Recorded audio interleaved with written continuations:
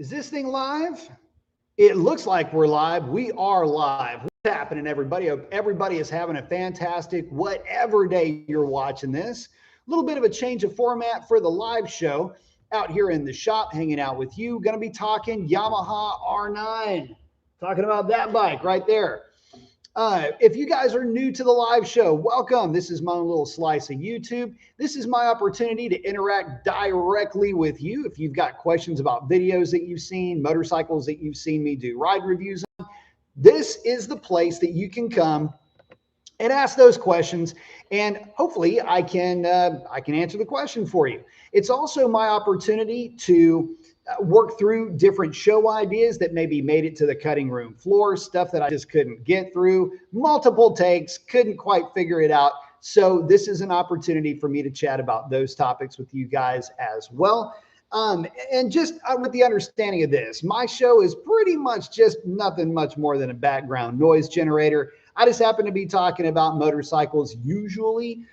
Sometimes we'll branch off into other stuff, but for the most part, this is what we're chatting about. So for the show tonight, I'm going to primarily be talking about the Yamaha R9. I've been doing a ton of content with that bike, and it seems like there's a lot of, how do you say here? It's almost like there's a lot of confusion about the R9. And I'm certainly one of those that was a bit confused by this bike. So I figure, why not give folks an opportunity if they haven't had a chance to throw a leg over one of these bikes, or they've been seeing a lot of content on this bike that they hadn't quite figured out, like hadn't really sorted out, reading between the lines or whatever. Now's a good opportunity to talk to somebody that owns one of these things, that's been spending quite a bit of quality time with this bike, a lot of time on the side of the tire. What is this bike to like to ride? What is it like to, what does it compare to? How does it compare favorably? So those are the things we'll be talking about.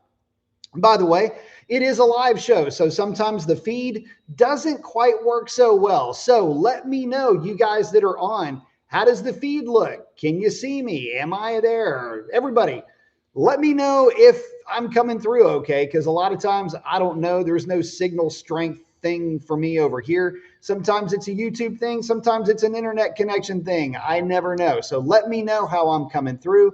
And if I don't hear back from you guys after I've been talking for a little bit, sometimes I'll go ahead and just cut it right there, because Tiger Uppercuts, I can see you, but you're blocking the beauty. There you go. Looks like we are coming in live. Looks like we are, the feed's working, I should say. Is the feed working? Tiger, is the feed working pretty good? Can you hear me? Can you see me? I guess you can see me. I just want to make sure you guys can hear me. The audio a lot of times on these live shows can get a little bit sketchy. But look, so I want to give you guys a little bit of background and a little bit of, maybe a bit of a backstory on this bike, so that you can, it's kind of a funny story. When I first picked this bike up, one of the things about it is that I didn't ride it. And I broke one of my own cardinal rules. I literally bought the bike more or less, how do you say it? It's not really sight unseen, but I didn't ride it. I agreed to buy the bike without really even worrying about riding it, because I figured a couple of things would happen. If I didn't ride it and then I rode it and then I liked it, then it's a happy story, right? If I bought it, I didn't like it, then that makes for great content, because all I would be doing at that point was bashing a bike that I had already been talking a lot of smack about already. So there would have been just that to consider, right? But as it turns out, a couple of funny things happened. So I loaded the bike onto the trailer at Wild West, get the bike home in the rain, because of course it was in the rain, and I unload the bike. The first time I actually ever even rode it, like with my feet not on the ground, like tiptoeing the thing around or idling it around a parking lot, was when I got the bike home. And I literally rode it around the parking lot and right into the garage, because it started raining almost immediately. I was kind of dodging some rain cells. So one of the funny things that happened though was the very first time I ever had a chance to actually ride this bike, it didn't run all that great. I don't know what the issue was with this bike initially, but it was real laggy. And I don't mean just in first and second gear. I kind of felt like that was going to be something I needed to prepare myself for, but the bike just in general ran like crap. And it was kind of weird. You know, I took the bike out and did this. It's a different route than what I'll show you guys. This route that I'll do just for getting the bike set up is a little bit of highway runs, a couple of little twisties here and there. But what I'm trying to do is like set the bike up, make sure foot pegs are where I want them to be, shifter levers are at the level that I want them to be, all this kind of stuff, right? And I was thinking straight away, this bike is a complete and total disappointment. Only to have the bike start waking up after, I don't know, maybe about 10 or 15 minutes worth of run time. It was almost like this bike had a really, really bad tank of gas in it. Or let me rephrase that. Not necessarily really, but it was a bad enough tank of gas where the bike just was not running right. Almost like the oxygen sensor wasn't working properly. It was just something, it was running, it was move out of its own way, but it wasn't really running good. As I rode that bike, it just started to get better and better and better. It was weird. So after about 30 minutes worth of ride time, and keep in mind, I'm just putting the thing around. I'm not really burying into the throttle super hard. I'm just riding the bike. I'm just using it as a conveyance, right?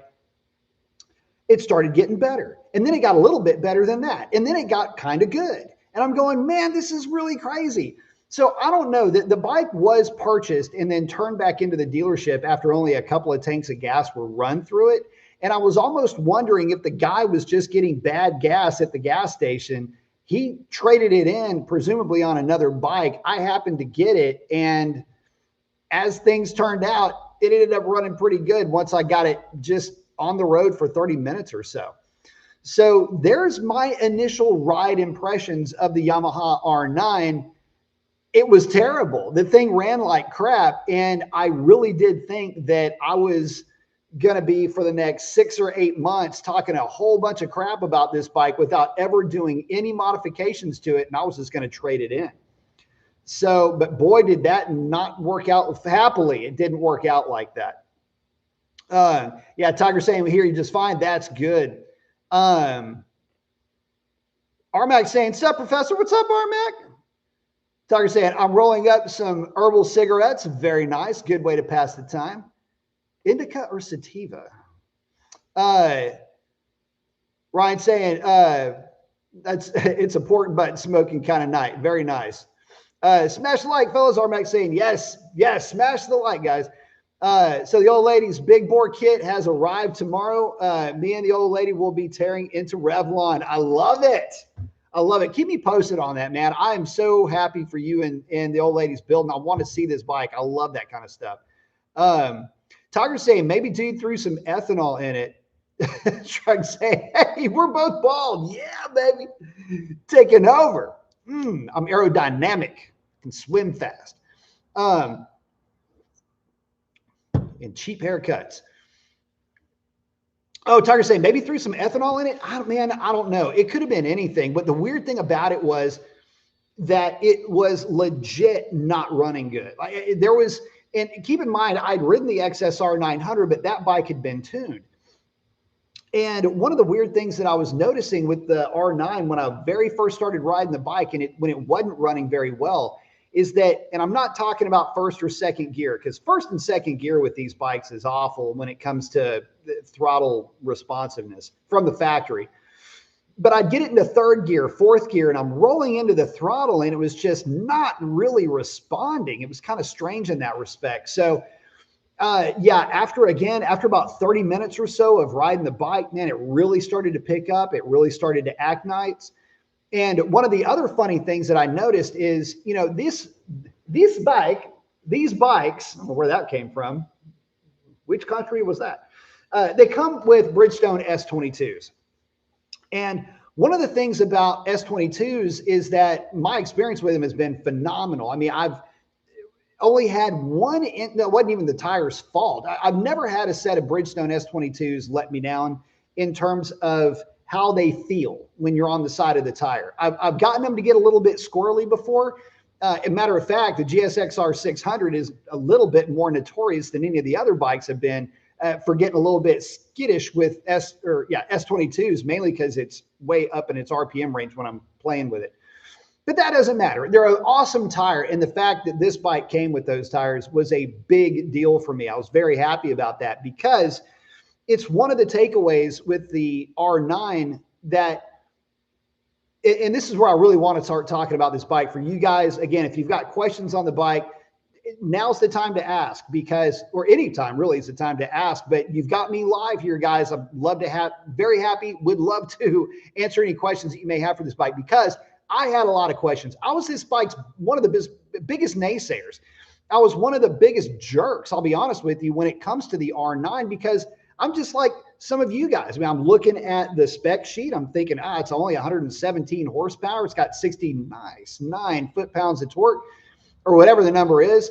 But you get the idea. It's a really torquey bike. It's a corporate motor. How is it going to fare? And as it turns out, I've had to eat every word that I've ever said negative about this bike because I was comparing it to a GSXR 750 or a GSXR 600. And as it turns out, it fares pretty favorably against those bikes. And I've recently done a quick video on the R9 from the perspective of a Kawasaki 636 owner's point of view. And that video, I did not get a chance to go deep enough into that video. And I kind of feel bad about that. But if you want to know my opinions on it, you know, as far as a little bit more in depth, the R9 versus or from the perspective of type videos, now's a good time to ask some of those questions too, because the way that the R9, the way that it goes about business is so different than a CBR 600 or an R6, which is the bike that it's supposed to be replacing, or so they don't say. It's so crazy because Yamaha came into this R9 having let go the R6, which was the highest strung 600cc middleweight in the class ever. And at its peak was about 123 horsepower, 124 horsepower at the flywheel. And I want to say it was good for about 108 or 110, somewhere in that range. Maybe it was about well, either way, it doesn't matter. Horsepower at the rear tire. It was incredibly high strung. And then for Yamaha to go from that engine architecture to the CP3 engine architecture in this bike, of course it blew everybody's mind. And of course it drove everybody crazy because the CP3 is not a super sport engine. You would never have mistaken an MT-09 for a super sport naked, not in the way that you would have, you know, thought of maybe a, I don't know, any of your much more powerful sport nakeds, which could be like your Z900 RS maybe, or, you know, something along those lines, something with big horsepower numbers in that 900cc class. Well, the CP3 didn't really fall into that. And I was super critical. I'm going, look, what are you going to do? You're going to put a tow truck motor into a Corvette chassis. What is going on here, guys? What kind of foolery are we looking at? But then I rode one. And then I rode mine, I should say. And I kind of started to get it. I was going, oh, wait a minute. All this torque is really fun. All this torque feels a lot like a GSXR 750. In fact, all this torque feels a little bit gruntier than a GSXR 750. And as the bike started really breaking in more, that's when the bike started to make sense for me. So anyway, let me get to you guys real quick and I'll get back to some more R9 chat.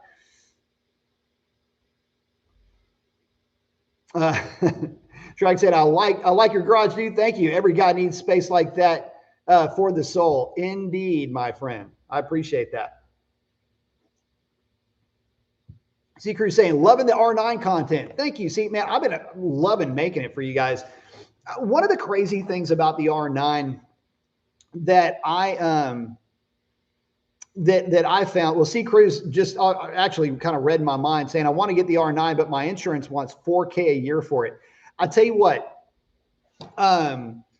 one of the things that I found with me is that the R9 is about half the cost of a GSX-R 750. Matter of fact, it is almost to the number 50% of what it cost me to insure my GSX-R 750 or any GSX-R variant.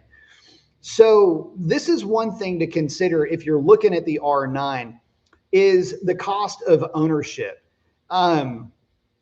Seeker is saying his insurance wants $4,000 a year. That's a lot of money for this. I mean, there may be some extenuating circumstances going on there, but I will say this: the cost of ownership and ease of maintenance with an R9 is something that you have to talk about. I mean, look, the R9, you don't have to remove any fairing material to do a full oil change, and I mean an oil and filter change.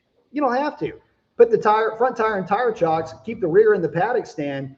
Literally, wrench goes right up underneath. You can grab the oil filter with your oil filter socket, buzz that thing off, and right there is the oil drain plug. There's really nothing to it. So if you're doing your own maintenance, it's crazy easy to get to everything. And again, a lot less expensive than my GSX-Rs to insure. Shrog's asking, did you finance? How do you feel about that? And considering insurance rates skyrocket? Well, I do. I finance all of the bikes that I get up into a point where I decide to just go ahead and pay them off. The reason for that is just carrying cost. I would rather have the money in the bank earning interest or in investments while the bike itself is also generating income. So at some point, if I like the bike enough, I'll just pay it off. So like little sister, the GSX-R 600, I just did that with it. So it just depends. Each bike is going to be a little bit different. Some like my, the T120, I just bought it. So it just depends, but I didn't have any issues with financing versus any of like an insurance cost up or down. It didn't matter for that. Adam's asking, who are you going to have do your flash and the flash? Oh, the tune, the ECU flash. It looks like it's going to be Two Wheel Dyno Works. They come highly recommended by M4. And so and I've used Two Wheel Dyno Works in the past. I've had Two Wheel Dyno Works on my GSX-R 750 and on one of the GSX-R 1000s. One of the things about Two Wheel Dyno Works tunes is that you won't see the biggest number on their dyno, but you can rest assured that that tune is going to be able to work well with varying fuel qualities. And that's a good question. I want to segue that into a chat about tuning. For you guys that don't know, my background is in tuning, but it's with cars, not with motorcycles. Although I did my own tuning on, where is it? There it is, the Bonneville, which is right back there. You can see the seat just poking over. I did all of my own tuning on that bike, but for the most part, my background is in tuning cars, mainly Mopar combinations. So I completely understand when I would put a tune together, there's a lot of considerations and compromises that I have to put into play before I can send that vehicle off into the world, right? Unless it is a competition using spec fuel combination, it's going to be using pump gas. I've got to be able to figure in a lot of factors here. So I'm willing to give up maybe say 2% or maybe even as much as 3% in terms of total power output to be able to have a cushion for any issues that you may run into with fuel quality, which is a number one concern of mine, just because of my background in tuning, and Two Wheel Dyno Works is really good with that. Now, that being said, I love the way that the philosophy that he's got with tuning, because I share that, because in my background with competition and all of that, street tuning as well, that's a big deal, fuel quality, right? But Two Wheel Dyno Works throttle mapping can be a little bit aggressive. Luckily, the R9 comes with multiple throttle maps where I can just put this bike into map number 2. It's a less aggressive overall map. So if Two Wheel Dyno Works makes that map more aggressive, I can just dial everything back. And the bike's still going to make peak power. It's just not going to be crazy aggressive or crazy jumpy, maybe on the side of the tire, so to speak. So bear with me. Let me catch back up with you guys. But yeah, I'm going to be going with Two Wheel Dyno Works. And a lot of folks have reached out to me and said, look, Two Wheel's doing really well with their bike, and they highly recommend them as well for this platform. Dilly's saying, hello. Sovereign saying, sup? I got the ball guy with the flex and the specs. I like it. Sovereign saying, 22 watching, but only 7 likes. Please hit the like button. Yeah, spike the like. Itch is in. What is going on? Oh, Shrog saying, I wish all new bikes came with seat and grip warmers. I tell you what, this one does not have them, but it is optional on the R9 for grip warmers. Jeff saying R9 State Farm is $600 a year, which is about right. Yep. A very inexpensive bike to insure. Let's see.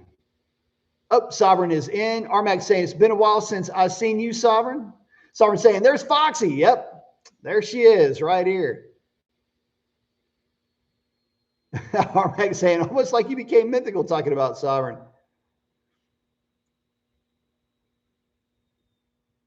Crawl FTW, right on, man. Cheese is saying, which parts would I upgrade first? Okay, awesome question. Let's get back to the R9, guys. So which parts would I upgrade first? Well, outside of any vanity upgrades, which would be tail tidy, mirror block offs, which are on the way, by the way, should be in. They'll be installed, hopefully, fingers crossed, on Wednesday. And maybe a darker windscreen. That's just, again, more for looks or anything else like that. But mandatory upgrades for the Yamaha R9, and you'll hear me say this in some of my ride-along videos with this bike, a tune and an exhaust, they're mandatory. Just factor those things in as part of the cost of ownership for this bike. Getting rid of the really soft throttle in first and second gear is going to work wonders for the bike. But putting a proper exhaust on this thing is going to do 2 things. One, and it's even worse looking on the other side of the bike, guys. But the first thing it's going to do, it's going to strip about 10 or 12, I think, pounds off of this bike.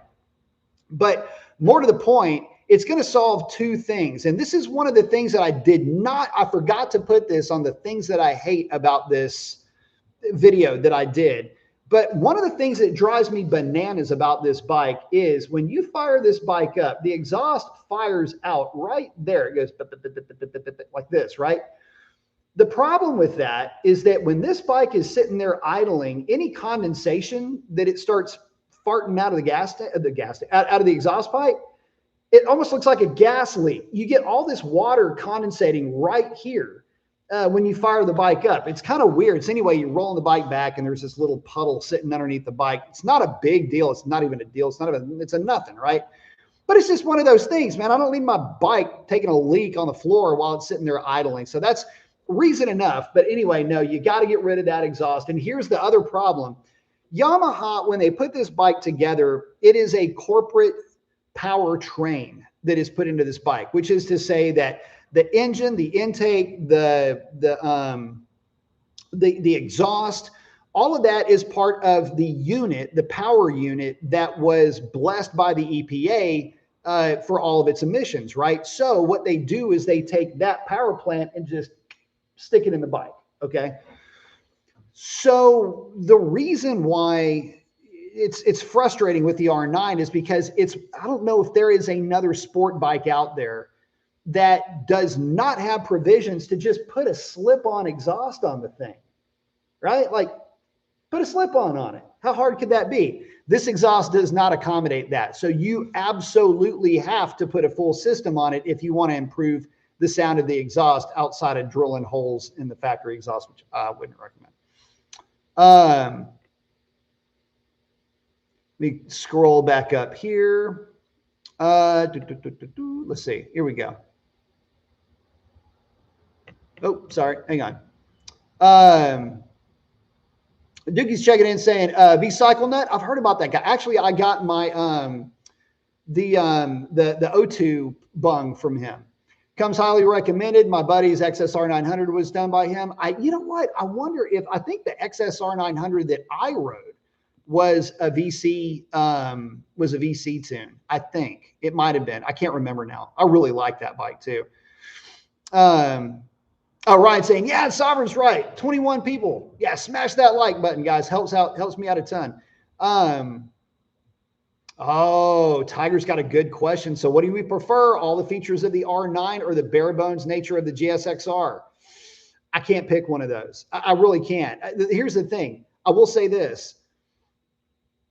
The R9, I turned almost everything. I turned everything off that you can conveniently turn off with the R9, which is to say I turn off wheelie control, rear brake, the thing where the rear lift control is turned off. And slide control is also turned off on the R9.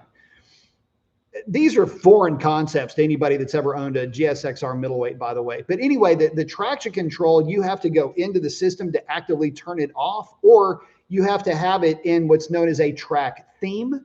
And then you can turn all kinds of stuff off. But what I do is I leave ABS is default on. I'm fine with that. It doesn't matter. I've yet to have it kick in, by the way. And I've been on the brakes really hard with this bike. And I haven't had any kind of traction control that I'm aware of anyway kick in with the R9. If it has done anything, I'll tell you this. I was today able to get it to kind of just a slight drift on our favorite little S-turn, right? So I'm just rolling into the throttle really hard. I'm just kind of testing the limits of what I can get away with. And I was seeing how hard I could hammer the throttle as I was standing the bike up, and if it would ever break loose, the S22s.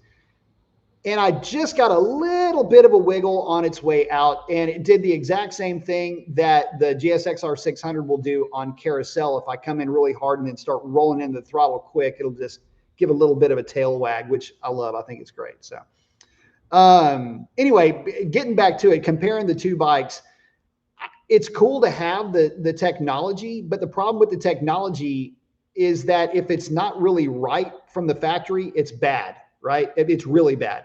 So to answer that question, let me answer it like this. The R9 has got an awesome up and down quick shifter. Although if you watch any of my videos, it's rare for me to use it. I'm usually just fanning the thing with my clutch like I normally do. It's like I'm used to doing. I don't really find the quick shifter to be a benefit, but the one that's on the R9 is really good. The one that was on the 636 was really, really bad. So in this respect, the technology is great, but I don't use it. And you can just take that theme and just keep going on for the rest of the stuff on the bike. So I was like, nice bike, nice color. It pops. It does pop. It's a really pretty bike. Skids is in. What is up? Shrek's asking, what is my riding style like? Track guy, take bike to work, weekend warrior. A former track guy used to so Thunder Hill was my home track for years when I lived in Northern California.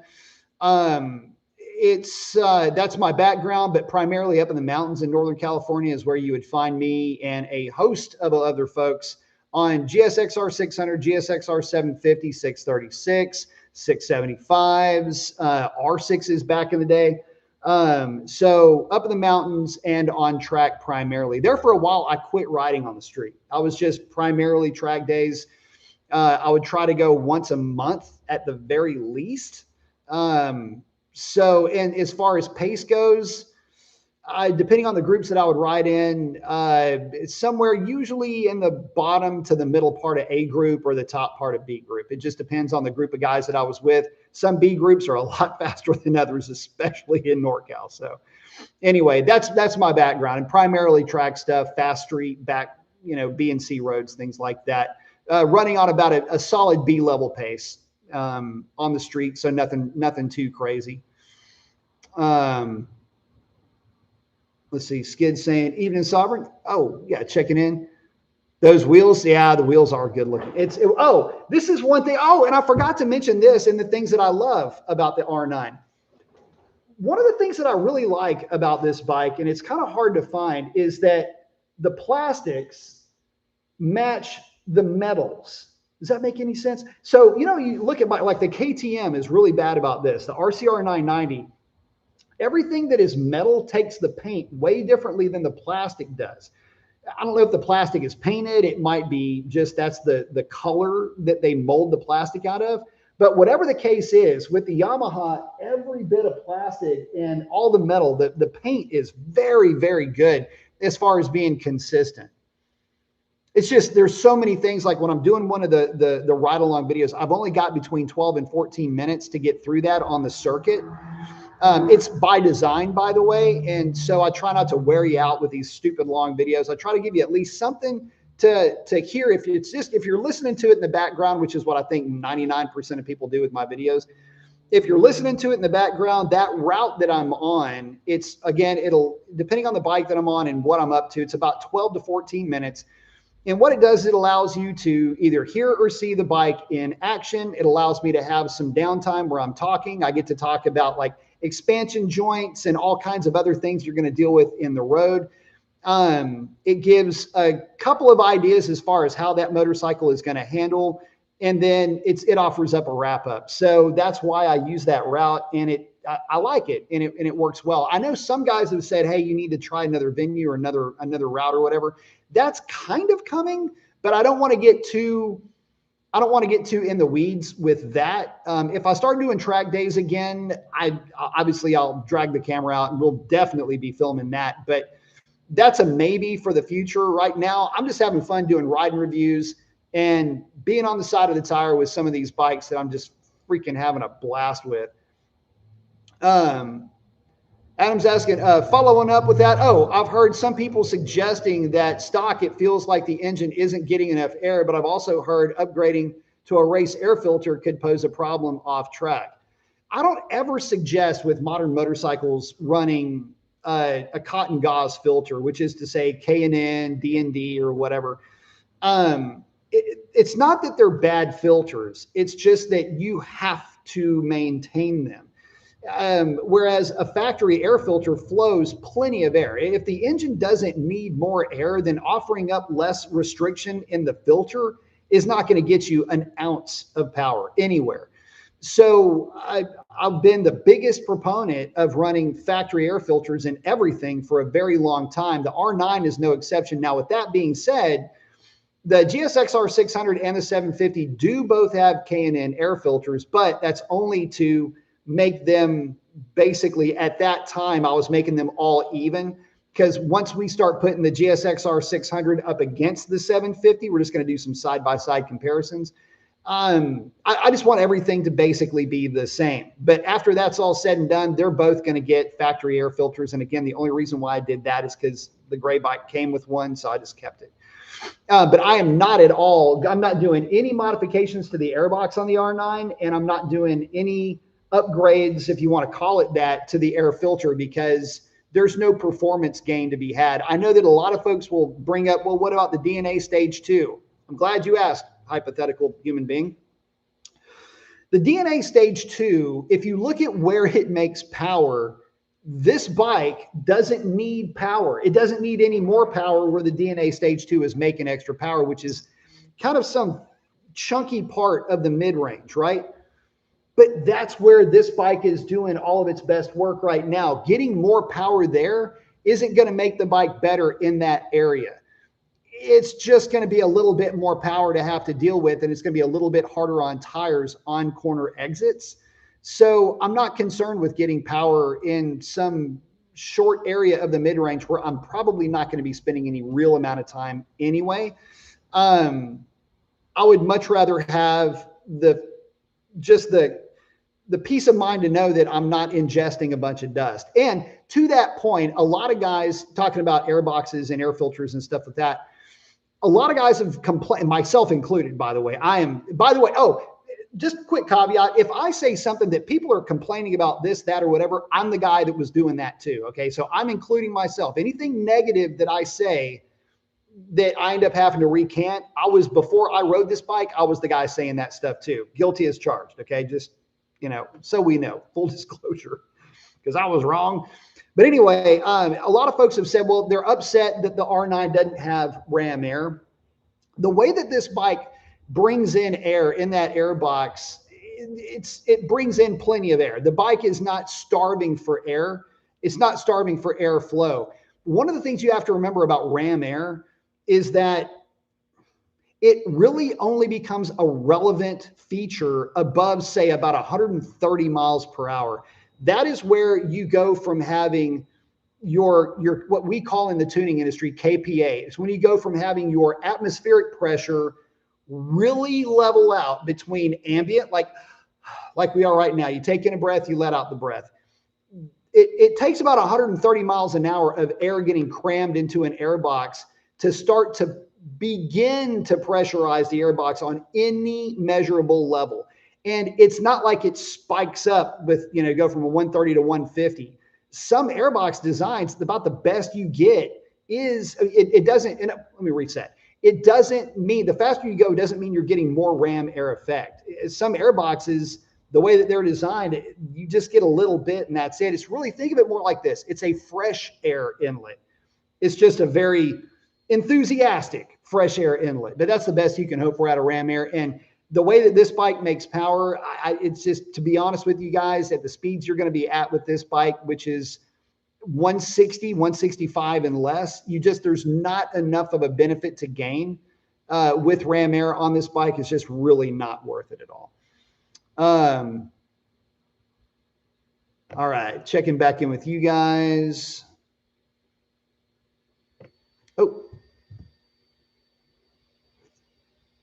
Armax checking in saying, Armax checking in with Sovereign.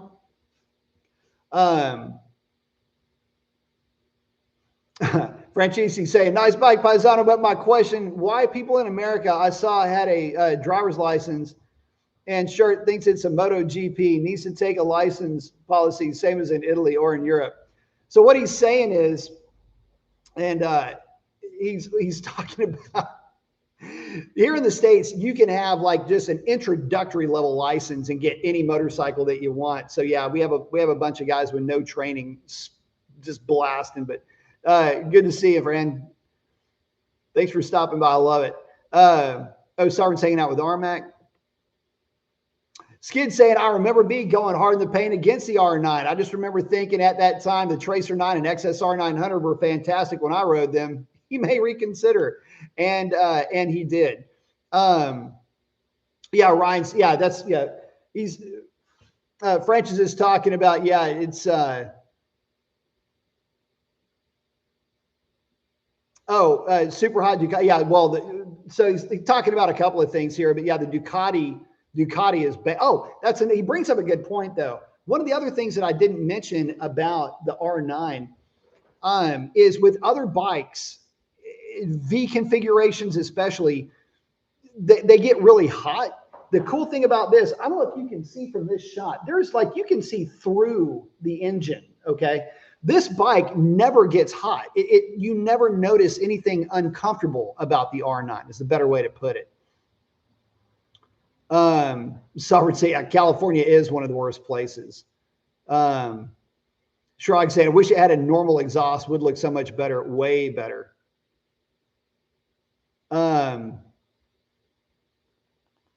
Sovereign's not liking the governor.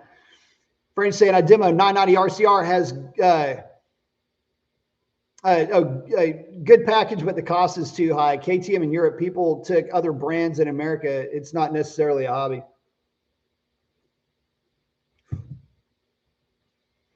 Yeah, I'll tell you what, the 990 is an interesting bike because a lot of folks that have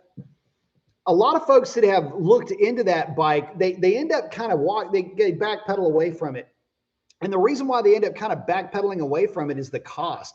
Those things here in the States, as far as dollars go, you're going to be spending a lot more money on a KTM because you have to get the track pack to get quick shifter and a bunch of other doodads and whatever, right? But one of the weird things is that you don't get the quick shifter unless you spend, what is it, $800? I want to say it was let's call it $1,000. It's like $1,000 track pack that you have to have for the KTM to get some of those, features that the R9 just comes with.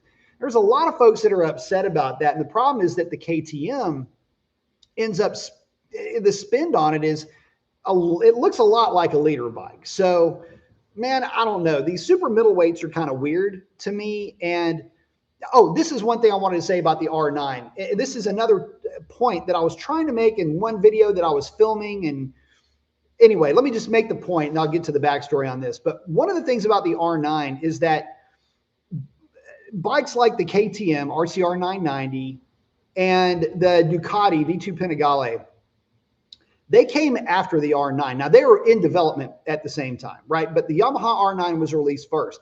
Nobody knew what this was going to look like in that class. Nobody really thought about how it was going to be received. It was the answer to the request of a buying public for the middleweight sport bike class that, by the way, was non-existent at the time when this bike was being developed. You got to remember, in the North American market, we've only got a couple of bikes in that 600cc middleweight super sport class, with the GSXR 600, the 636, and the CBR 600. But the CBR and the GSXR haven't been updated in collectively, well, let's just call it 15 years, because that's the reality of it. And the Kawasaki is the only 600 class bike that has been breathed upon by its home manufacturer in a solid number of years.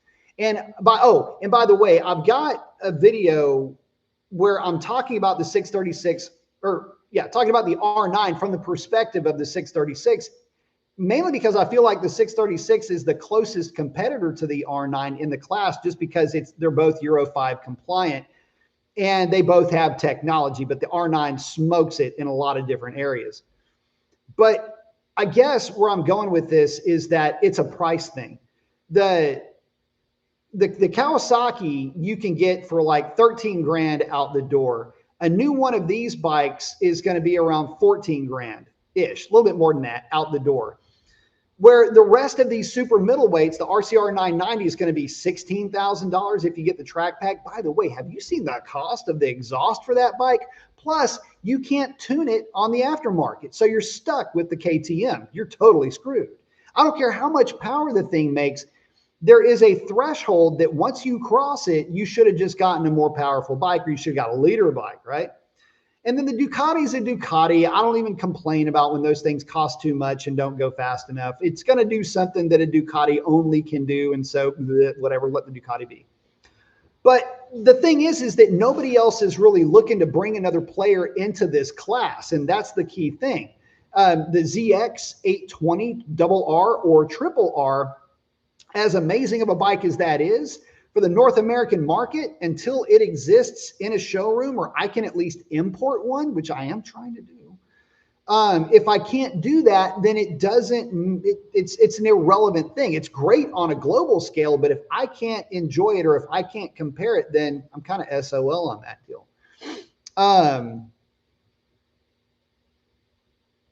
Let me get back over here. Armac. Armac saying I'm kind of falling for it over the 675 from CF Moto I got.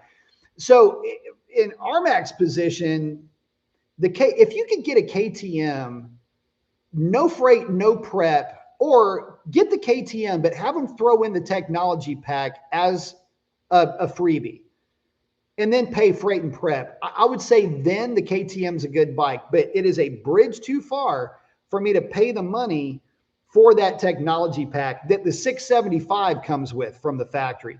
And by the way, those two bikes share so much DNA. They're basically cousins. So the 675, which is a phenomenal bike, by the way, by all accounts, that bike shouldn't be the price that it is. And because you get all the stuff that you get at a bargain price, the KTM shouldn't be the price that it is and not give you everything. Frankie's saying 990 RCR total price premium around 19K or 21K, including full system installation. I prefer the basic quick shifter 1000 RR base model. Has more technology. I'll tell you what, it's a really good price. It's a really good bike, I should say, for the price. Armac's asking if French has access to CF. That'd be a good question. Oh, Armax saying, I love my 675, which is a triple. It's got a tune pipe, wheels got lighter, and new rims. Lighter weight sprockets as well. Very nice. Bike's going to be quick. It's going to be a fun bike. And see, this is the thing. So bikes like the R9. Okay, let's talk about this for a minute. The R9, CF Moto 675, or insert whatever CF Moto you want. KTM. The Ducati, I don't count in this because it's not one of the misfit bikes that are out there. These are bikes that folks have been asking for. These are platforms that guys have been really clamoring for. These sport bikes that have a twist. They're not sky high revving super sport machines. They're phenomenal bikes at being street bikes. And that's really where the R9 and the 675 and some of these other outlier misfit style motorcycles come into play. And it's, again, I want to try to bring as much shine to these bikes as I possibly can. I'd love to be able to throw a leg over 675. I just don't have a local dealership that'll allow me the access to one. But if we ever get one at Stubbs, I will be all over that thing to bring you guys some content on it. DM is in, say good evening, be in chat. What's going on, man? Oh, Frenchie's saying CF is good, but Vosges is better, but it's not permitted to come to America due to restrictions. BMW use Vosges technology and engines. Very cool. That is Vosges, by the way, is a very well-known, and they've got some really nice bikes overseas. Again, and here's the problem. The European market is going to get that ZX 820 well before the North American market does. I got to find a way to get my hands on one of those bikes. What is that? We're just going to call you Abs. Abs is checking in, asking, what other bikes do you have and how do you rank them as your favorites? Well, counting from back to forward, there's a Triumph Bonneville T120, GSXR 750. You can see the tail sitting right there, GSXR 600. My dad's bike, Triumph T595, which is a 955cc triple. And then the R9. That wraps up the stable as it sits now. But there have been a lot of bikes. Leader bikes, smaller displacement stuff, bigger displacement stuff, all kinds of different, usually sport bikes. And as far as favorites go, favorite bike of all time, GSXR 750. There's no question about that. But right behind that would be GSXR 600. And I will go out on a limb here and say that the R9, y'all are going to just laugh me right off the screen right now. As much shit as I talked about the R9 is tied for second place for all-time favorite bike. And we're talking stock bikes here. But yeah, the R9 is tied for number 2 for all-time favorite motorcycle that I've ever ridden, right there with the GSXR 600 on the same podium. And look, the GSXR 750, I mean, for obvious reasons, come on. But damn, is this R9 good. And it's good because you don't have an unrealistic expectation of that bike. And I do want to get into that. So one of the reasons why guys have gotten a little bit a certain kind of way with the R9 is because they look at it the wrong way. They look at it, okay, it's a 900cc engine, then it should make 90% of the power of a leader bike. Okay, well, let's do the math on that and see really where it falls into play. Everybody got their calculators out. Everybody ready? Let's see if I can do this off the top of my head. Okay, so leader bike, generic leader bike nowadays is going to make 200 horsepower per liter. That is for a 4-cylinder motorcycle, keeping in mind that the more cylinders you have, the more power that you can make per cc. All right, so get that out of the way. So leader bike making roughly 200 horsepower per liter. That also translates into the GSXR 600 cc's, roughly 120 horsepower at the flywheel. See where this is going? Most sport bikes, super sports, I should say, are going to fall into that category. So by that logic, the 900cc engine should be making somewhere around 180 horsepower, right? Well, No, not at all. One of the things that you have to remember is that a lower piston count means that you're going to start losing the ability to make power the way that say a 4-cylinder versus a 3-cylinder. You just don't have as many firing strokes per revolution. So typically a 3-cylinder engine is going to make between 10 and 15% less than its equivalent 4-cylinder engine would in terms of outright power. A lot of that has to do with RPM capability. You've got bigger pistons, longer, heavier rods, and all that stuff going on in the smaller displacement engine because you have much fewer pistons, right? So they got to be bigger to make up the difference, right? So 15% off of 180 is going to put you somewhere around 160 horsepower at the flywheel. Okay, sounds like a pretty good number. 160 horsepower when you measure it at the rear tire. Sport bike math, it works out the same no matter what. It is always a 15 horsepower loss. Doesn't matter if it's a liter bike or a 600. They all lose about 15 horsepower. And so you look at, let's see, 145 to the rear tire would be the best that you could possibly hope for if you're designing a super sport 900cc triple bike. There's your math. 145 horsepower would be the absolute top of the food chain if you could make it happen for the triple. So when you think about it from that point of view, what you've got with the R9 is absolutely not a super sport, but it was never hatched to be a super sport. It was basically put into play to be homologated into the super sport class, which has a horsepower limit of 130 horsepower. Yeah. So now you've got to look at it from that point of view. Okay, well, they put an engine together to go racing. Well, wait, they didn't have to put the engine together, did they? They already had it. So you have the CP3 engine, it fits within the race class, and you've already got an executive order for emissions. It bucks the trend. It adds something unique. It answers the question, or it gives people what they've been asking for, which is a middleweight that makes a bunch of torque that isn't a high winding engine. Now you've got the perfect engine to go into that frame to go racing in super sport class. It's literally exactly what everybody asked for. So when you say that the bike doesn't make enough power for the displacement that it has, keep in mind that why would Yamaha even make a 900cc triple make 100 and what realistically would be 160 horsepower at the flywheel, since we've gone over the math? The amount of money that it would cost to develop that, you might as well just buy an R1. See what I mean? Like the cost isn't going to be that different, and it costs the same amount, if not more, to develop a new bike than it would be to just put an R1 out into the world.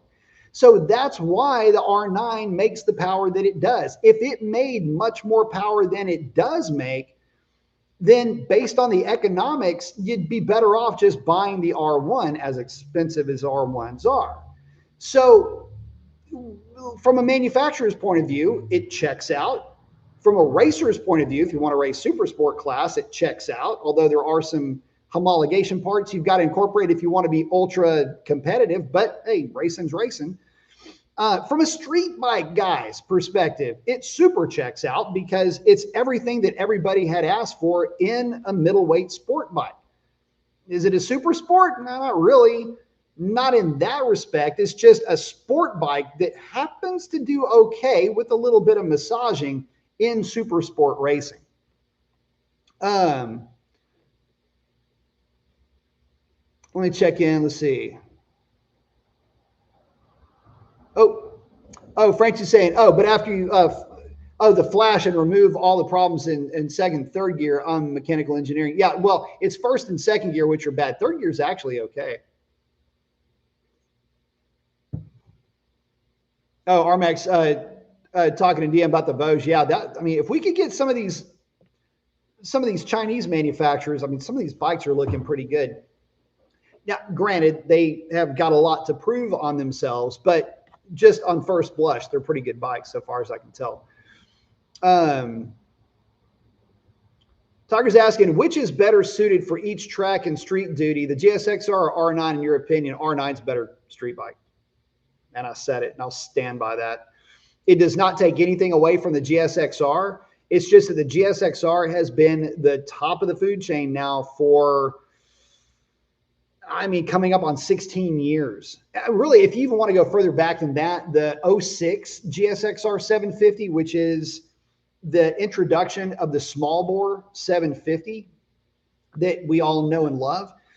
That bike is now 20 years old, 21 model years old. And that's what I had. That's what I ran up in Northern California at T Hill and all that. So you're talking about a 20-year run of literally being the agreed to value of greatest sport bike ever made. And the latest iteration that's 15 years old just took the older bike and made it lighter. So, I mean, that's something that you have to take into consideration. But I mean, the R9 is just, it's got a more street oriented engine. It's easier to work on. Not that well, in some ways it's easier. In other ways, it's a pain in the ass by comparison to the Gixxer middleweights. But in terms of being just a really good street bike, street manners and all of that, the R9, it's derived from a street engine. And that right there should tell you really how good that it really truly is. Armac saying, spike that like, folks, and let's move move those likes across the line. Absolutely, yeah. Thank y'all so much. I appreciate y'all hitting the like button. It helps me out a ton. YouTube's kind of weird in that, you know, the interaction, this is fun for me, but the interaction is really good. And likes and subscribes are all, they help out a ton, a lot more than I ever really thought. And I've been doing this for a while. I never really paid it much mind. But now that I've been looking into it, I know it helps a ton. Oh, Frenchie's saying, Vosges has not come to America, so you do need to come to Europe for testing or South America. CF Moto is okay, but I'm not investing money in that brand. Putting more into Aprilia.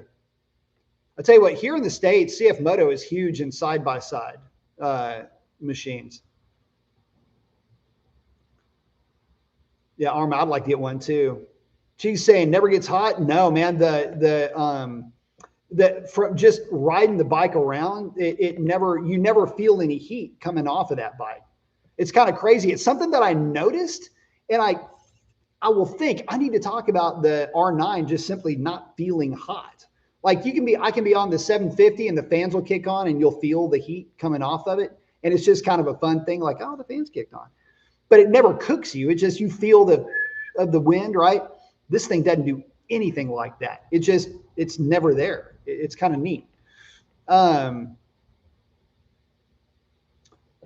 almost lost you. He said, based on your ride so far, once you fix first and second gear throttle issues, do you think it's side by side with the 750? So from a power to weight and from a roll hit, we're going to put that to the test. We're going to be putting the GSXR 600 up against the R9. We're going to be putting the GSXR 750 up against the R9. So we're going to find out how do they compare against each other. I'll tell you this. It's not just getting first and second gear fixed. It's optimizing the combination to be able to be on par with where the GSXR 600 is going to be soon. Oh, by the way, I think the exhaust might be showing up next week for the 600.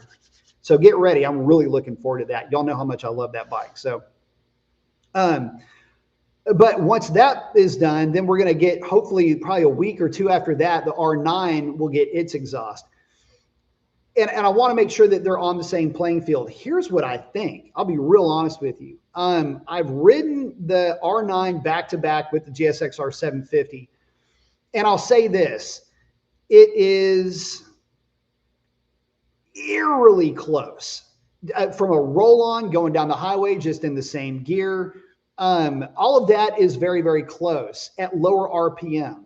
But it's when you start to run the bike up to, say, the top 25% of the tack and then over, right? Don't worry about the number. Just know that, you know, GSXR 750 using 75% of the tack over to max, and then the R9. The R9 just does not have the over rev that the 750 does. But that being said, it's really strong everywhere else. And so this is what I think is going to happen. We're going to make a hit. And I don't know if the R9 is going to be in second gear or third gear when this hit goes, or how this hit's going to go, because third gear in the R9 from a speed point of view is very similar to second gear with the 750. Anyway, we're going to figure this stuff out. We're going to try to make it as even as we possibly can. But once the green light is hit, the way that I see it panning out is like this. Might be completely wrong, but I feel like the R9 is going to get out on the 750. And it's going to be up to the 750 to reel in the R9 if we're just going to roll race these bikes. Now, it's not going to be possible for me to get these bikes on a B and C road to go an A and B comparison. But we will be able to get a roll race out of it. And that's going to be cool. And that's going to be fun in its own way. And that's really what folks want to see. How do they stack up against each other in that respect? But when the road gets twisty and you're not really overly concerned about top speed or acceleration from, say, 120 to 140 miles an hour, you're in really more that area where you're more on the side of the tire and you're sprinting to the next turn. That's where the R9 is going to have an advantage. I feel it's going to be very close in that respect, at least. So that's a real long way. It's going totally around my ass to get to my elbow, but that's a real long way to say that they're really dang similar when you're riding them. And that is the highest compliment that I can give to any bike, is to compare it favorably in the light of a GSX-R 750. Again, I can't give any higher praise than that. And that's where I am now with the R9. So, oh, Armac saying, don't forget about the CF Moto 675s. Dude, I'm telling you, the 675, again, it's one of the misfit bikes. You got the 675 and the R9 fall in this line very well. They're both triples. I mean, it's funny how this works out, but you know, you've got some amazing bikes that just have got to get a little bit more love. I'd love to spend more time with one of the 675s. I just don't really fit that bike. It's the same way that I just don't fit on the KTM. The way that I fit on the R9 or the GSX-R 750. Everybody's wired differently, man. We all have different wiring ways that we're put together. And what might be comfortable for me might not be for everybody else. But I can tell you that the guys that like the 675 don't just like it, they love it, and for a lot of really good reasons. Tiger saying, coming from an R3, would you say the R9 is too big of a jump in performance? Should I aim for the GSX-R 600? I have years of experience and in my 30s. No death wish. Man, I'll tell you what. Love me some GSX-R 600. I would never tell you not to get a GSX-R 600. I feel like if you want a super sport type riding experience and you fit a GSX-R 600, just remember you can adjust the rear sets and all that. But if you're comfortable with the GSX-R 600 and you've got a lot of experience with other bikes and you've got the R3, the 600 is going to be a nice bike because it's not going to be a big hit of torque. And you're going to now have a bike that will absolutely breathe on the big end, and it's legit 150 mile an hour capable. So you've got a lot to work with the GSX-R 600. It's by far my favorite of the 600cc class of bikes, way more than the 636 and far and away more than the CBR 600. I put the GSX-R 600 on a very high pedestal. So yeah, it's an awesome bike. Now the R9, okay, here's the problem with the R9. I would hate to see you get on an R9 and have to deal with the frustration of first and second gear with the R9. If you got an R9, I would say you need to get it piped and tuned, or at least get it de-restricted straight away. And that's an extra level of cost that you might not be all that willing or all that able to cover right now. And I'm not even talking about the money. I'm just talking about, okay, now we've got to work with this throttle thing and all this other stuff where you just get on a GSX-R 600 and go, right?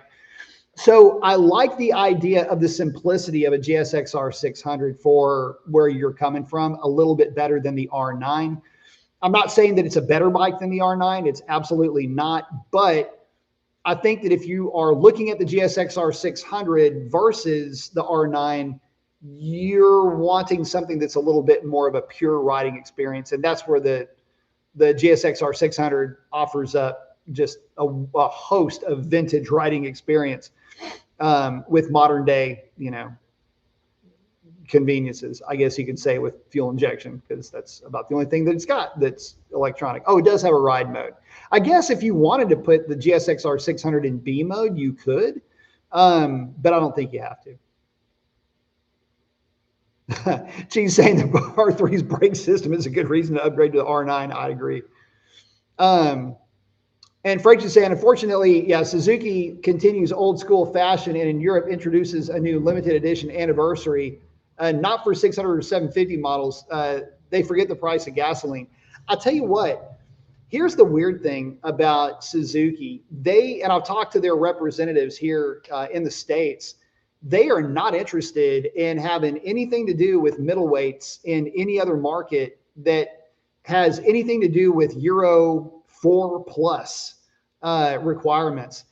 They sell every one of the middleweights that they make, and they don't find it all that economically viable to develop a new middleweight outside of it would take a whole new bike, basically, is what I'm being told. So there's a lot of transitional technology that they could employ using the GSX-R 1000 as a base, but nobody even knows if Suzuki is going to take that route or even take that thought seriously. Suzuki owners are a lot like Harley Davidson owners. They want exactly what they are going to the dealership to buy, and that's it. They don't need the newfangled. They don't need all the fancy. They want the hot rod that they walked in there to get, and that's where Suzuki brand loyalists and Harley Davidson brand loyalists have got, they are definitely cousins when it comes to that. Shit, I think what's funny is that if you look at which bikes people own, if you own a Harley Davidson, your sport bike will be a Suzuki. And if you own a Suzuki, your cruiser is almost guaranteed to be a Harley Davidson unless you are part of the Triumph crowd.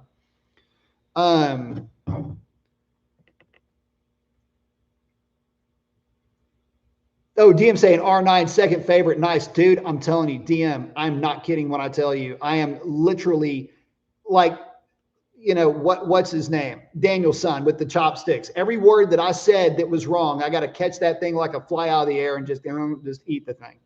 It is that good. And it'll be even better with the pipe and tune, and I get all of that. But for now, as it sits, it's sharing the podium with the GSX-R 600. And I cannot possibly give a motorcycle any higher praise than that. I can't imagine anyway. I don't know if I could. Maybe I could, but I can't think of it off the top of my head. Viperbot's asking, what do you think is the best first bike? I want a long-term one. Will a ZX4R be good enough? Saying, please reply, I'm waiting. So here's the thing. If ZX4 is an awesome bike. The reason why I like the ZX4, and if you're into sport bikes, the ZX4 is an awesome bike because you can buy the bike, learn it, get good with it, get comfortable on the side of the tire, get comfortable with closing distance. You can work on your parking lot drills. You can work on your braking drills. You can get comfortable with that machine and then pipe and tune that bitch, and it doubles practically in horsepower. ZX4 is a cheat code for beginners, by the way. If they had the ZX4 when I was coming up with street bikes, I'd have lost my freaking mind to try to get my hands on one. So that's the bike I would suggest if you want to get into sport bikes. Armax checking in with skids. Armax saying, my CF Moto 675 has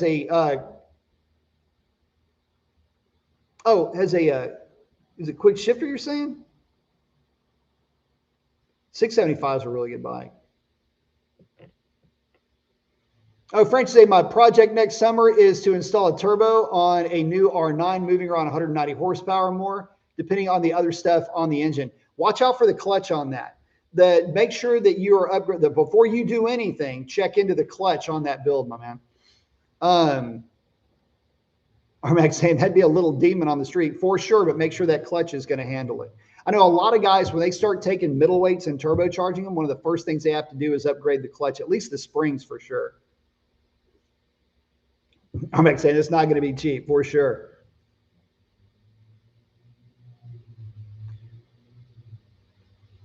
Oh, Skid's checking in with RMAC. Got the big bore kit coming. Hey, have y'all seen some of the renderings? Speaking of Royal Enfields, have y'all seen some of the renderings for the 750? Looking good. They need to hurry up and drop that bike. It's driving me nuts.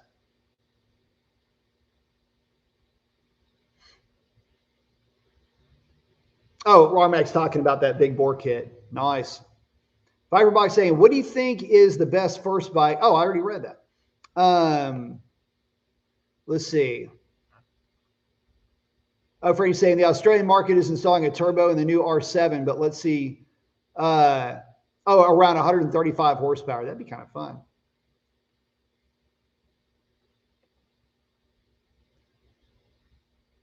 Oh, Viperbot's checking in with Skids. Let's see. Armac saying, oh, look into CF Moto. Yeah, CF Moto is another good bike too. If you have access to a CF Moto, I hate to say it, but it's a great place to start. If you're looking at the ZX4, it's an amazing bike.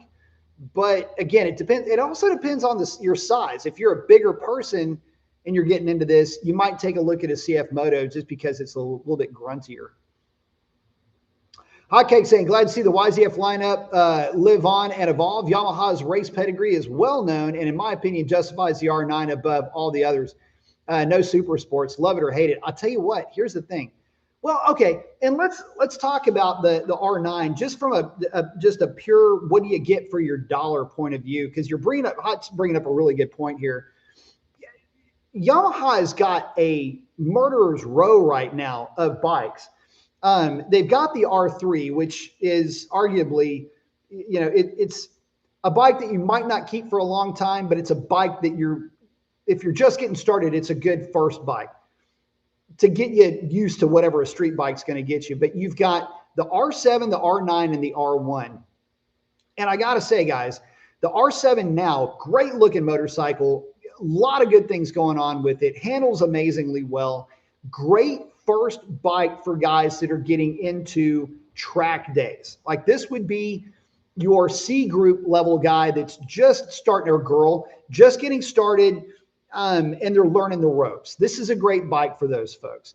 R9 is a great bike for everybody. And then R1 is, I'm still just all kissy face when it comes to R1s.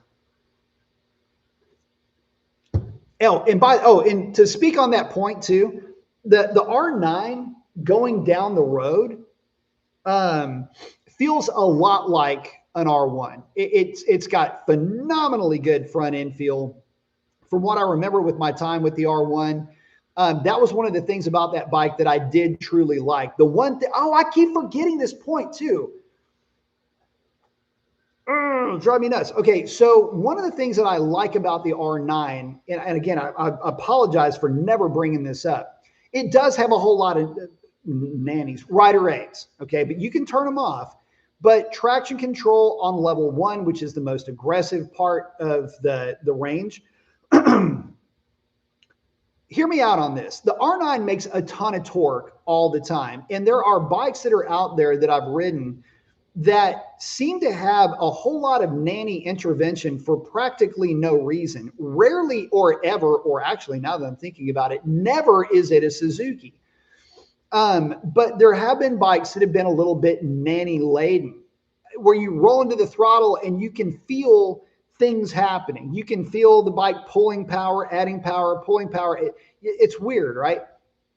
The R9 doesn't do any of that. It is seamless in the way that it allows you to apply throttle. And I don't mean just in a straight line, although it is that one of the endearing qualities to that point, one of the endearing qualities about the R9 is this thing's always trying to do little floaty wheelies. It's one of the more fun things about the R9 that it's subjective. And it's something that I just love. Some people get skittish about it, but I love the fact that the R9 is always trying to do little wheelies. It's just something fun for me. It'll get even better with the pipe and a tune. But it never is pulling back and it's never mitigating power output. That's the thing about the R9 that I love. Who's you Honda CBR 1000 RR that just had to try to literally nanny you going down the highway in 6th gear with a lean surge is what it felt like. But it's, I guess, I don't know what it was. It's one of the reasons why I didn't buy that bike. So yeah, that can be tuned out, but I don't want to have to tune something out. The R9 is really good, except for 1st and 2nd gear, but you can live with that. It's really good just the way that it sits. And the nannies, the rider aids, they're not that aggressive with the R9, not in a way that you might think. It's definitely working behind the scenes as opposed to being so proactive that it makes the bike just kind of less fun to ride. Let's see. Oh, Matt's saying that usable mid-range torque is the magic. It really is. It's got a lot of it too. Oh, all right, saying with the CF Moto cheap and then use trade-in on the next up bike that you get. Yep.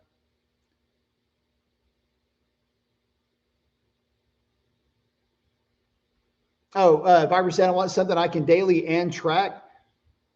That is a pocket rocket looking for a super long-term bike. Man, if you want something super long-term, look, you can, okay, do this. CF Moto for sure, you could have for a long-term. Again, if you wanted to spend the extra money on the R9, you can always put the power mode in power mode 3, right? Where you still get 100% throttle, it just kind of ramps into it. Maybe you could do something like that. I don't know. But yeah, the CF Motos are really hard to beat, man. They really are. And again, everybody that's got a 675 that I know of that I've talked to, loves it. Like loves it, loves it.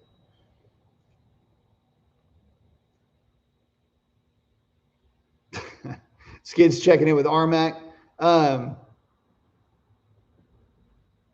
I think, man, keeps popping up. Yeah, Viper. Yeah, if you want a ZX4, man, go for it. RMAC saying,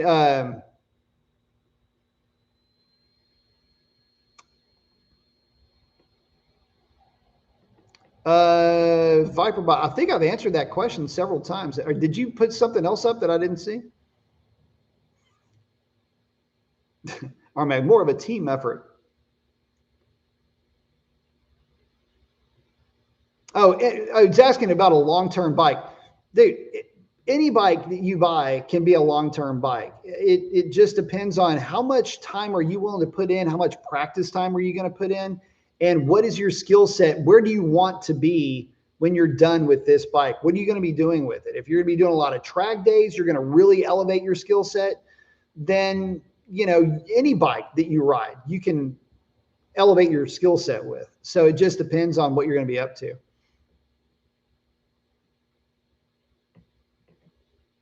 Oh, Frankie's saying in UK, there's a lot of people investing a lot of money into improve the R9. Surprise move to around 150 horsepower and increasing torque. Yeah, the thing is, you can get them up there. You can do cams, ported cylinder heads, thinner head gasket. There's a lot that you can do to that bike to get the power number up. The problem is that, again, if you want a lot more power, there might be other bikes for you that would be a better fit. Here's where I'm at with the R9.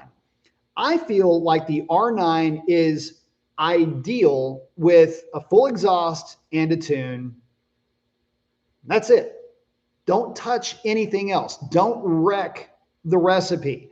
And this is one of those things where when you start to go a little bit more, we could go a little bit more. Well, a little bit more turns into a little bit more, turns into now. How many little bits does it take to make a lot?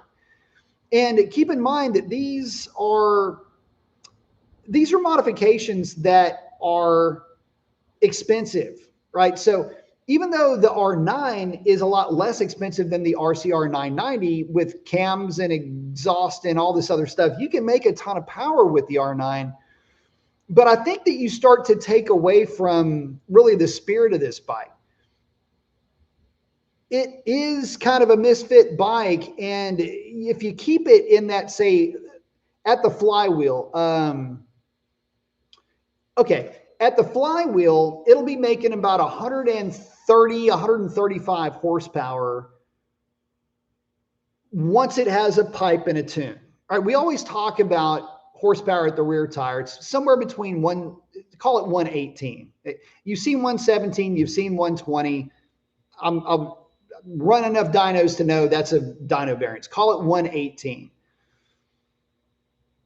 If you're going to call it 118, you might as well call it 120. Add your 15 horsepower to the dyno loss. That gives you a rough estimate of 135 horsepower at the flywheel.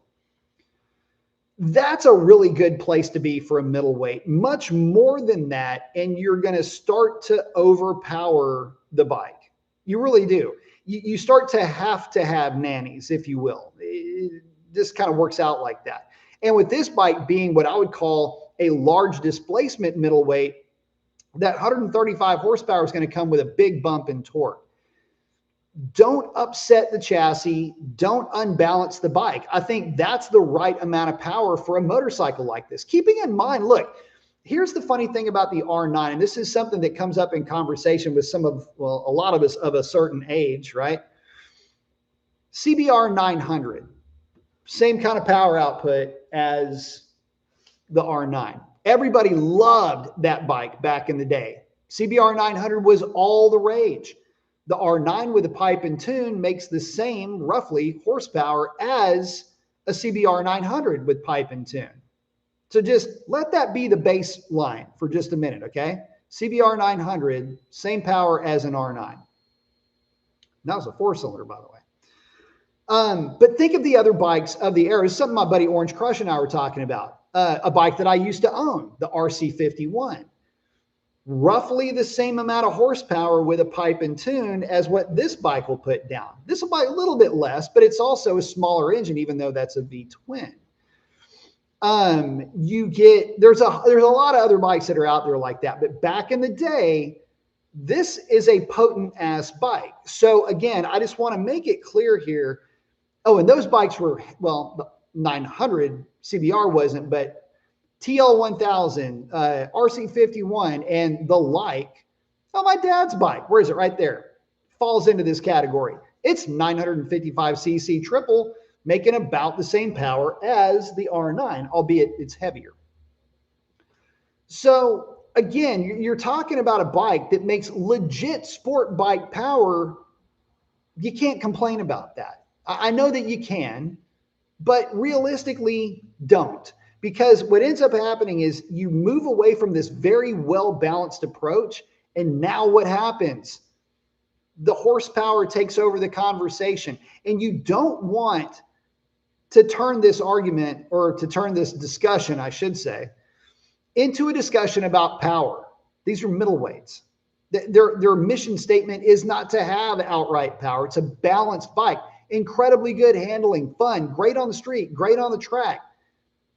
That's what middleweights are all about. They're the overall best bike. They're not the best at anything, but overall they win the argument because they finish so well in every category. So that's why for me, I don't really want that much more power out of the R9 because it takes away from what it is. And then it forces me into an R1 because what it would be wouldn't be worth the money, if that makes any sense. Hopefully that makes sense.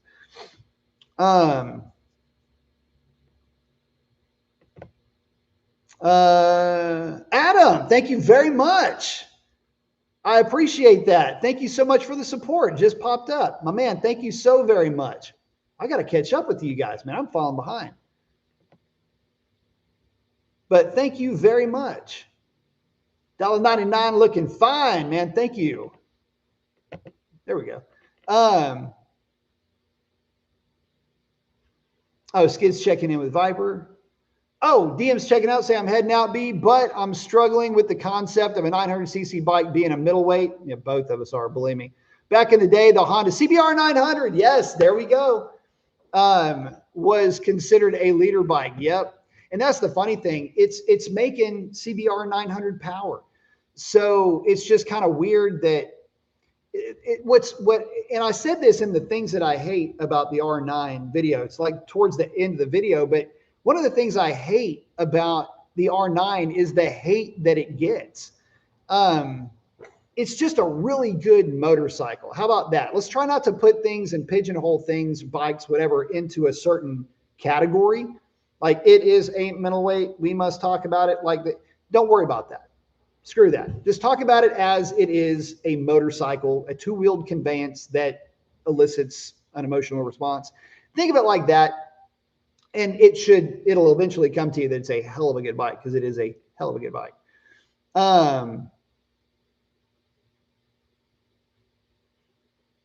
Oh, Viper's checking in. Money's not a consideration. Go with the R9. Oh, then don't go with the R9. I say I have 0. I've ridden 45 miles an hour e-bikes. Oh, yeah. No. Get the ZX4, dude. Don't go with an R9. Skid say, yeah, it's a full-size class. It is. So I'm saying, hit that like button. And again, Adam, thank you very much, man. I appreciate that a ton, brother. Appreciate that.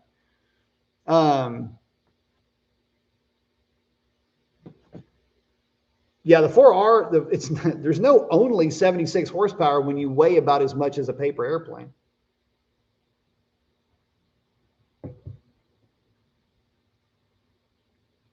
Oh, talking about the power level? Yeah, it's a 3-cylinder, so. Skid's checking in with ViperBot. Let's see.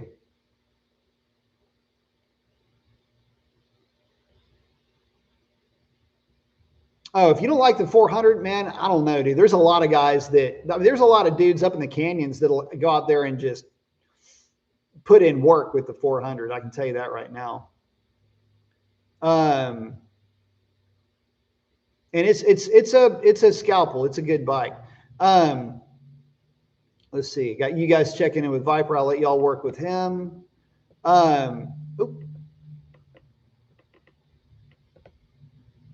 Let's see. Oh, I am having a problem here with my feet. Here we go. I think I've got this figured out. Nope, I don't. Hold up. God dang it. I am not doing this right. There we go.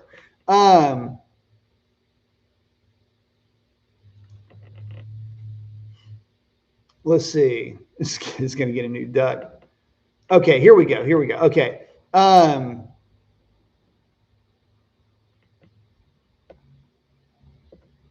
I'm going to check out on some of these other conversations. I'm going to try to keep this to the R9. Let's see.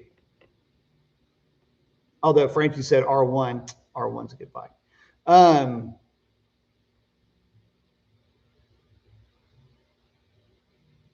Let's see. Oh, Callie's saying I purchased an R9 today. Nice. Torque is crazy high at a ZX4. Compared to a ZX4, yeah, it's a completely different animal. Skids is liking the R7 for just a kick around bike. R7's a good bike. I'm saying essentially the R9 is a GSX R750 flavored in Yamaha, which is pretty close to it. I'll put it to you like this. Look, if you were to make a bike today, like let's say that the GSX R750 just doesn't exist in the world, and you're Suzuki and you're going to go, okay, I want to make a motorcycle. What do we want? What do people like? And the race class doesn't exist. Or let's say the GSX R750 never existed. What would you send out into the world? By the way, Dr. Pepper in a glass bottle made with real cane sugar hits way different. Anyway, it would end up being a Yamaha R9. It's kind of funny that this class is going to evolve into Yamaha R9s. It's kind of the crab of the middleweight motorcycle world. You ever see that thing where everything evolves into a crab? Anyway, that's kind of what the middleweight class is going to evolve to. There's too many people for too long have been complaining about 600cc bikes being too high strung, which is bullshit. But anyway, they worry about durability with these higher revving engines, even though they're literally engineered to do that. Seeing small displacement super sports with 40, 50,000 miles on them has never been uncommon. But anyway, getting back to the point, bikes like the R9 are going to keep getting made. They're more and more popular, and they're more and more popular because they're just, in many ways, for many different people, they're better at doing whatever it is that they have in their head that a motorcycle is supposed to do.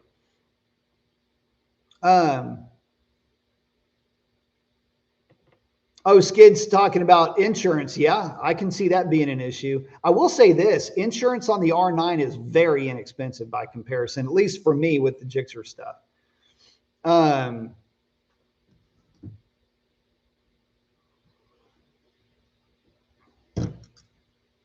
Oh, Vipers. Yeah, R7 might be out of the budget. Might have to get something else. Let's see.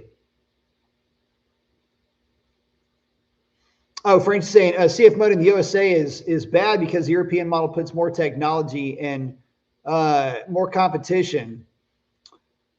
I don't know. I don't have enough experience with that. That's an RMAC question, but I can tell you that, man, everybody again that I've talked to that has messed with that CF moto stuff loves it.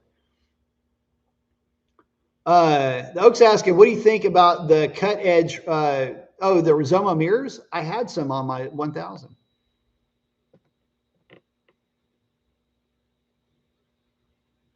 Let me check down. I'm going to have to skip a few of you guys because we are coming up on an hour and a half, and I want to try to stick to the R9 chat.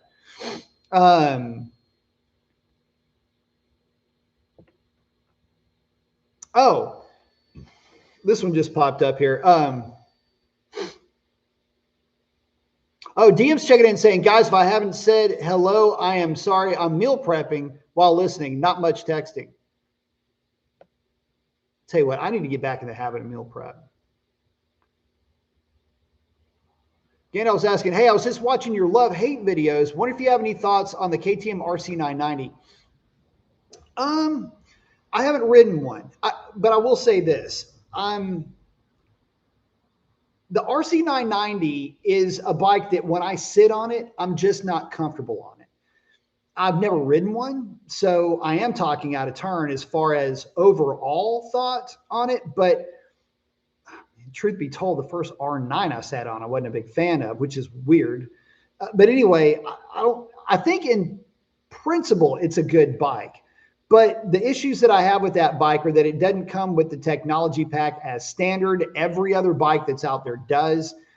So for me, a bike like the KTM, it's an awesome bike, 270 parallel twin, making a chunk of power. It's just shy of 100. It's 130 horsepower. So it's making a lot of power, but I've also seen where that bike, again, these are middleweight. So the extra power doesn't always translate into what the bike is like to ride. A perfect example of that. Now I know that this is apples and bananas here, but a great example of that would be for me when I talk about the R9 versus the GSXR 750. The GSXR 750 has a lot more horsepower than the R9, but you'd never really know it by riding the two bikes. I mean, yeah, you'll pick up on it, sort of, but that bigger number doesn't translate into some, mind-melting difference between one bike and the next. So in knowing that, I've got to say I'm a big fan of the KTM. It's just because it doesn't really fit me all that well ergonomically, I'm probably not going to be a player on that bike.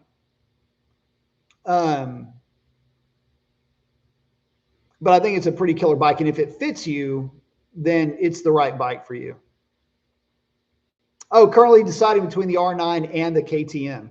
Listen, man, I got to tell you, I had an opportunity on the KTM. You heard it here first, okay? And it was a gray bike, and I'm not going to tell you that I could have gotten a stellar deal on it. Nothing like what I got the R9 for. But I will say this. I passed on it because of the ergonomics. And for me, I don't care about power. I do. I don't care about power in a motorcycle. What I care about is that it is appropriate for the class or the type of bike that it is. So I'm not a size queen when it comes to which middleweight has the most power. They're all going to be about the same. If a KTM can put a little bit of distance on my R9, I'm not concerned with that. I can ride around that problem. And there's going to be areas where the R9 is going to have an advantage. That's how motorcycles work. It's just kind of one of these weird universal facts that every motorcycle has a thing that it does exceptionally well. And for me, it's the feel of the R9. You're just not going to convince me that there's a better bike that's not called GSXR 750 or 600 that feels as good as the R9 does for me to sit on. For me, ergonomics are at the very top of the list, and everything else, as long as it's within the range of where it should be, then I'm totally fine with it. I couldn't care less about power when it comes to those bikes. So for me, again, I lean towards the R9. You might get on an R9 and go, ew, this sucks. I get that. Check out the KTM, and if that fits you, that's the bike you need to get. Skid's checking in with Viper. Armac saying, I'm thinking CF Moto would be closer to the to Viper's budget. Yep, and it is a great bike. Oh yeah, the 450 SS. I did a ride review on the 450 SS, and I got to say, super inexpensive bike, and I liked it.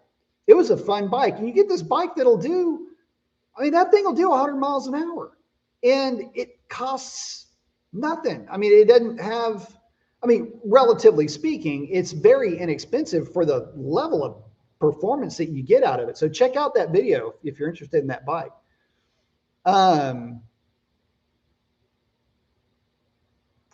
Let's see. Oh, you guys are checking in with Viper.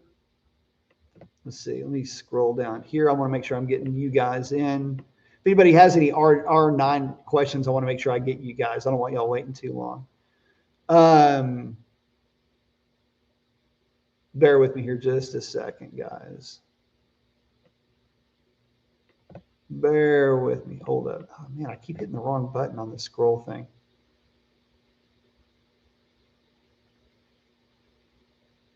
Let's see. Just want to make sure I'm not getting any kind of R9 questions, because that's kind of what we're focusing on here. Sovereign's liking that blue. I like that blue too. That blue is pretty. What's funny is it looks different in camera. The blue is more, you know what's funny? This blue is identical to the blue that I had on the on my Lightning, which for Ford, it was a color called Sonic Blue. And so it doesn't really show it on camera, but that is what Sonic Blue, that is Sonic Blue from my eye anyway, back in the day.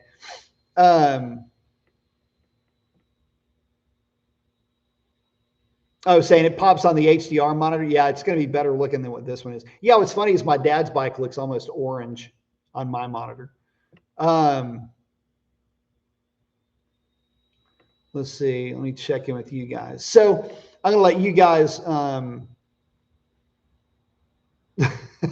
Armac saying my 5.5 cell takes all my muscles. I like it. Make sure I'm not missing anybody. Oh, Chef's asking R1 or R9. Oh, damn. No, I can't answer that. That's a bad question, you devil. No, okay, Chef. So, okay, R1 by default.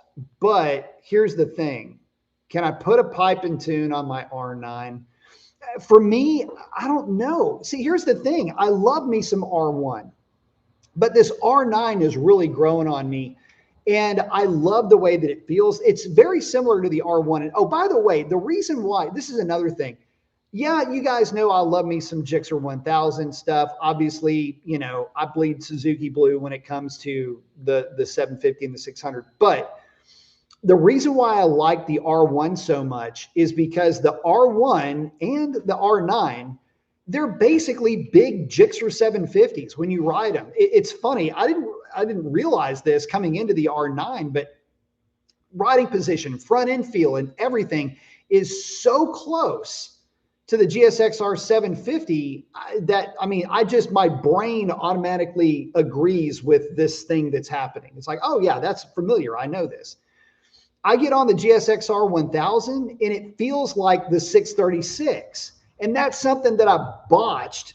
There's a video coming tomorrow morning. It's the R9 from the 636's point of view. And I screwed this video up because I didn't mention the one thing. And I talk about ergonomics, but I didn't get into it for whatever reason. I can't remember in that video. But the feel of it, I just didn't feel comfortable, and I left it at that. I didn't expand on that topic because sometimes when I start expanding on one topic, it shortens up other things that I can talk about later, or I just don't get to them at all. But one of the things that I didn't, so the 636 feels identical to a GSXR 1000. It even has a lot of the same mannerisms with how it handles, and some things that it does is very similar, or familiar, I should say, to a guy riding a GSXR 1000. If you like riding a GSXR 750, you're going to like riding an R9 and you're going to like riding an R1. Right now, I would say I would default to the R1. However, the R9 with a pipe and tune is going to be real difficult for me to move away from. I like it that much. And I'm telling you right now, it's weird. Like, I shouldn't like it that much, but for every reason, because of it is motorcycle and it does really good stuff as far as what you would want a bike to do without paying the penalty of the just having the power and just not being able to have fun with it the way that I like to with a leader bike, because I love leader bikes. But the thing is, it's messed up because the R9, you get leader bike like torque, but you just don't have the horsepower to go along with it. And again, out to about 130, 140 miles an hour, this thing kind of scoots pretty good. Plus, it does little wheelies. Like, it does little power wheelies, and you can get the bike to step out on corner exit. You just roll into the throttle a little bit more aggressively, let the torque take over, do what it does to tires, and it'll just kind of step out a little bit as you're, it's so much fun. So yes, the R9, it offers up a level of fun that the R1, I mean, you can have the fun with the R1, but it's more of a job when you're having that kind of fun with R1, whereas the R9 is just goofing off and having fun there. But if I have to pay for the insurance, then the R9 all day, every day.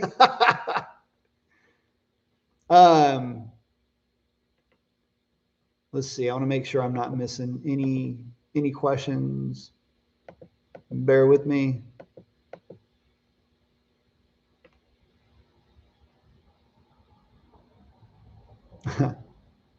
Price say, I considered one case multiple times, but I do not see the fun in the gearing. And R1 in first gear goes over the speed limit. Dude, it goes damn near twice the speed limit in some areas.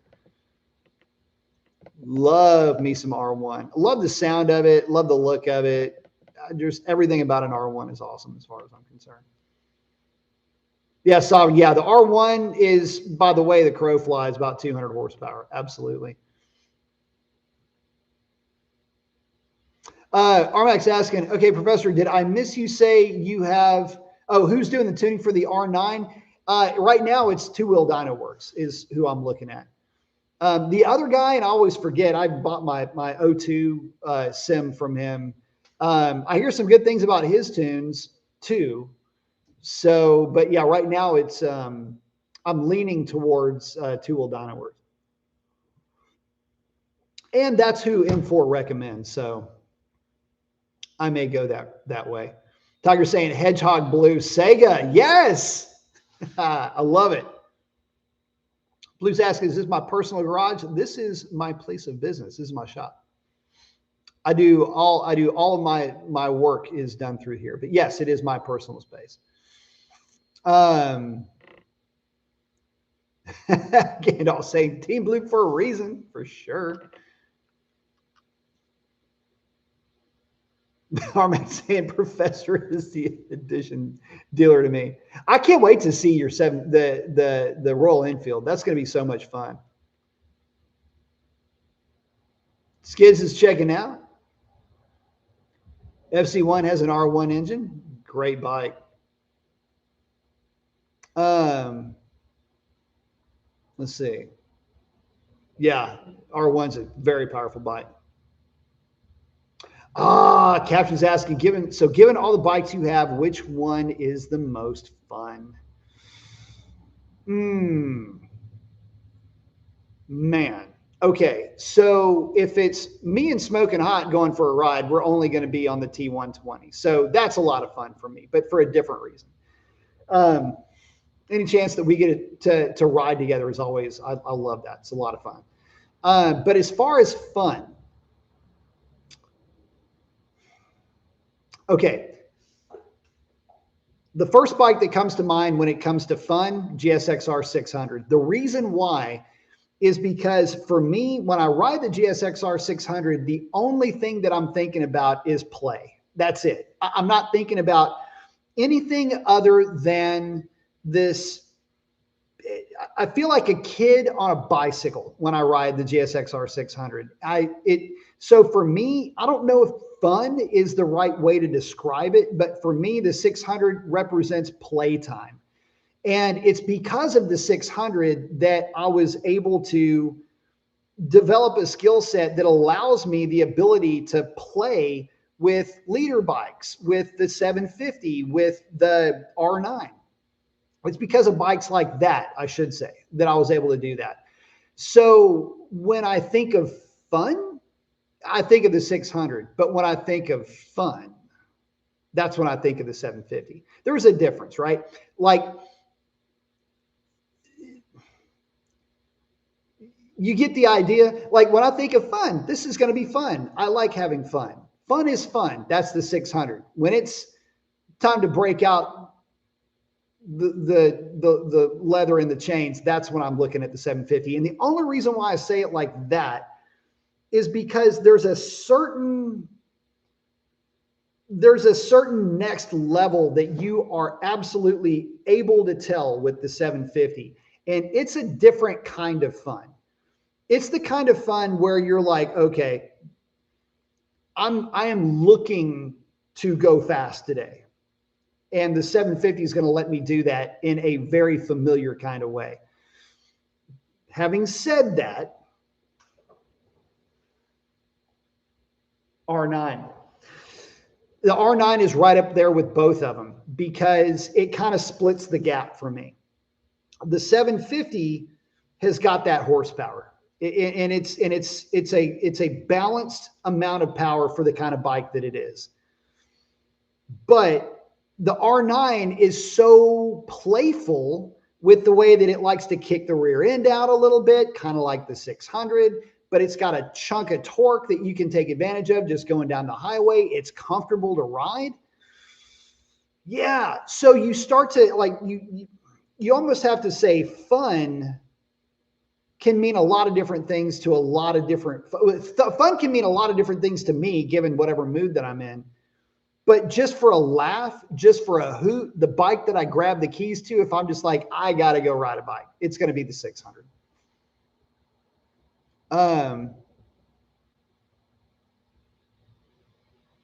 Sega. Yes, that's the thing. I mean, dude, I'm telling you, it's Sonic. Yeah, Sonic Blue. That's the color that the Lightning was. Literally Sonic Blue. It's a Ford color.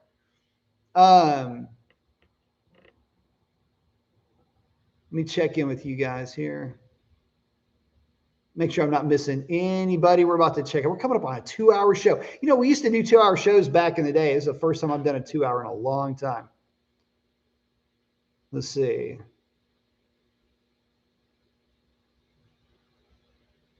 Oh, did I miss something? Oh, Paulie, what did I miss? Bro. Sorry about that, man. I missed the question. Oh, Ryan's checking in saying, Paulie asked if you might change the sprocket on the R9. Okay, so this has come up in conversation only once or twice.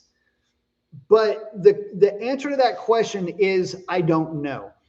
If I do change the sprocket, though, I'm going to go smaller, not bigger. The thing that the R9 does not need is more twisting force at the rear tire. Not for me anyway. But again, remember that a lot of what I'm doing with these bikes is high speed on the side of the tire, way on the side of the tire, sweepers. and tight transition type stuff. I don't really need it to have more grunt, but it might be nice to give it a little bit longer legs. So once the bike is piped and tuned and I've had a chance to play with it a little bit and see how it's going to react, it may be that I take a little bit of bite out of this thing and go a little bit smaller on the rear sprocket, give it a little bit longer legs. That way, when I am on corner exit on some of these turns that are like you've got an entry speed of, say, 100 miles an hour, and then after your apex and you start to drag the bike back up, your back half speed is, say, 125, then I might want to extend its legs a little bit more. So I will gear a bike specifically for what I'm using it for. I'm not really concerned about outright acceleration or top speed or anything like that. If I'm going through where I'm at, wherever I'm playing around with the bike, and I've got this one section of roads that I like, for the most part, I'm going to be in fourth or fifth gear. Then as long as I've got enough mile an hour to deal with being able to run out a straight, roll into engine braking, and on the brakes, roll off the brake, trail brake, drop in, that's all I really care about. If I'm running out of legs on that straightaway, then what I'm going to do is get a little bit smaller on that sprocket to give me the legs that I need to be able to get to where I need to go. So that's the way I look at gearing with bikes. Outright acceleration or anything like that, they're all going to be quick. They're all going to be fast. There's a lot of gears that you're playing with anyway. So, but I'm real cognizant of, I don't like going too aggressive with adding or subtracting gearing, because what can end up happening is you end up going what we call full circle, where, like, I'll give you an example. A GSXR 750, if you go one down on the front sprocket and go two up on the rear sprocket, that's an aggressive gear change, right? Well, what you could have done is you could have just left it stock, because sixth gear now with your new gearing has the same gear ratio as your stock fifth gear had. And it carries that trend all the way down to first gear, which you didn't have before, is now practically useless. So that's what we mean by going full circle with gearing. And usually at that one down, two up, you've gone full circle. So what I like to do is say, okay, if I go up a tooth on my primary sprocket, the little guy, or if I go down one tooth on the rear sprocket, that's about as far as I like to try to take things. Let's see. Dude, if you're of a certain age, that Sega, you know exactly what that is. I love it. I love it.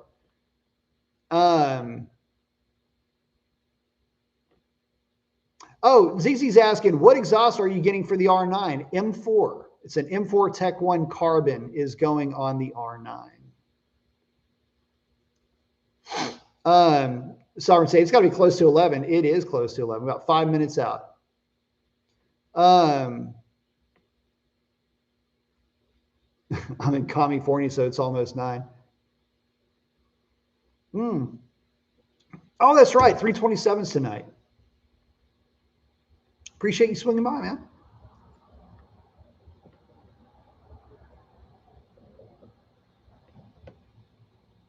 Oh, here we go. Hey guys, did I miss any questions about the R9? If I did, make sure you let me know now. We're about to be wrapping this up here in about 5 minutes, and I want to make sure that if anybody had any questions, I could answer them. What I do kind of want to do is I want to give you guys the like maybe give you a grand tour of the electronic suite at some point. Yeah, maybe do that in a live show. I have to do that on my phone, but I don't know. I don't know. I might do that as a standalone video.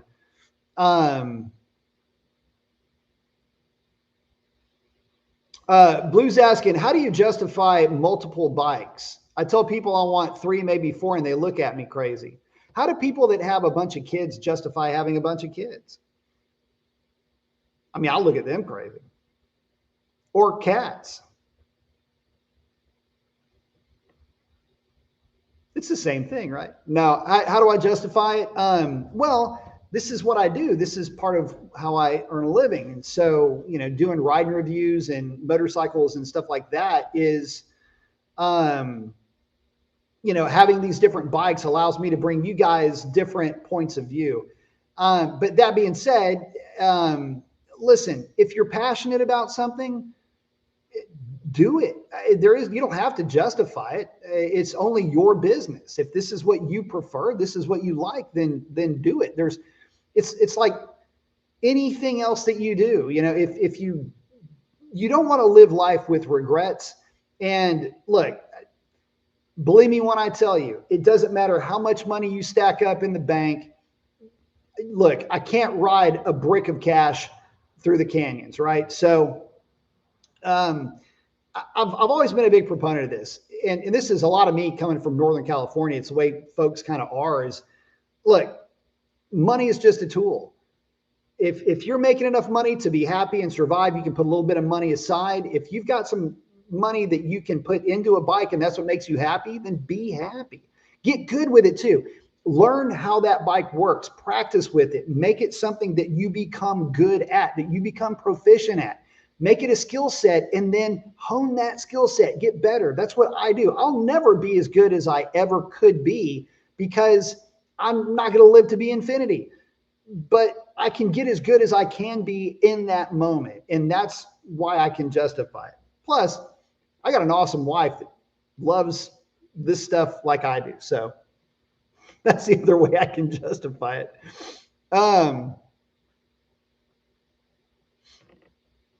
Let's see. Oh, Polo's asking, looking to upgrade the tires on my R9. What do you recommend for the street? Man, I love me some, dude, S22, S23 are really good. These bikes came initially with RS11s. It's another Bridgestone tire that is really good. The only thing with RS11s is that if you end up in the rain, they're not the best rain tire. And they heat up pretty quickly. There's really nothing wrong with them. That would maybe be the next upgrade. I don't know that they heat up as fast as a set of S22s. I love S22s. I've got S22s on the GSXR 600. I had them on the GSXR 1000. I've had them on everything, and they're just a really good all-around street tire that are really, really grippy, and they heat up really fast. But RS11 is a really good, or now the new RS12 is a really good tire too. Armax asking how much is the difference between an R9 and R1 in insurance? It's about double between the two.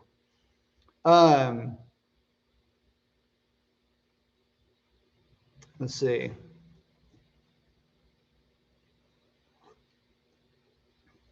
Let's see.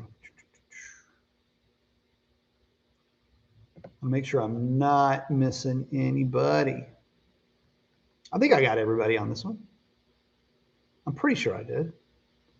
If not, last call for questions. About to be wrapping it up here in just a minute, guys.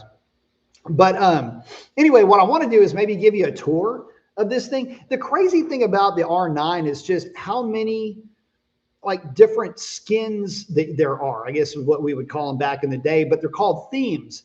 And you've got 4 different themes for the normal riding mode. And then you've got track mode. You've got sub menus where you can permanently turn off some features and then temporarily turn off other features if you're within the themes that are not track. And if you're in track, then you can turn off all of those features, but they're only off when the bike is on. And then when you turn the bike off, they turn back on when you go to start the bike and turn it back on. Am I making any sense? It sounds to me like I'm making sense, but I probably sound like I'm losing my mind. Anyway, there's so much going on with this bike is what I'm trying to allude to. And I can't really, it's a lot of it's wasted on me. And if you're an advanced rider or a highly experienced rider, a lot of this technology that's on the R9 is going to be a little bit lost on you because you don't really know what to do with it. Like you can't really deploy it, right? But what I will say is that it's cool that it's got the little safety net should you need it. But I got to tell you, this bike has been so good up to this point. I cannot wait to spend more time with it. Let's see. Oh, Sovereign talking about, yeah, Sovereign's talking about the only electric lawnmowers in Cali. Dude, what in the hell? Um, John saying, I own 10 bikes and just bought a 26 Harley Breakout. Nice. It's my money and that's what I'm into. That's it, bro. You ain't got to justify none of that. You just get out there and do your thing. Listen, I've known guys that had bought up, these guys were all buddies and they bought an old building just to keep their bikes in.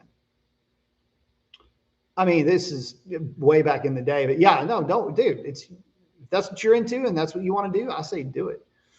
So I'm saying California is messed up, man. That's why I left the state, bro. And I miss it. I miss it all the time. I think about it all the time. I miss the people. I miss the state. I miss everything about it except the stuff that sucks.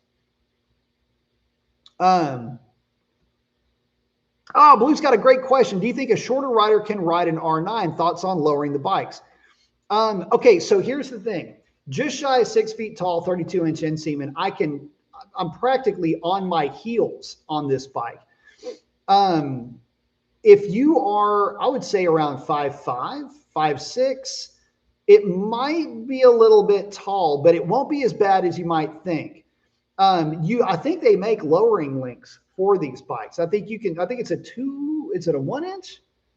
I don't know how short you can get it, but yeah, I believe they make a lowering link that you can bring the back of the bike down, and then you would just adjust the forks accordingly. Tiger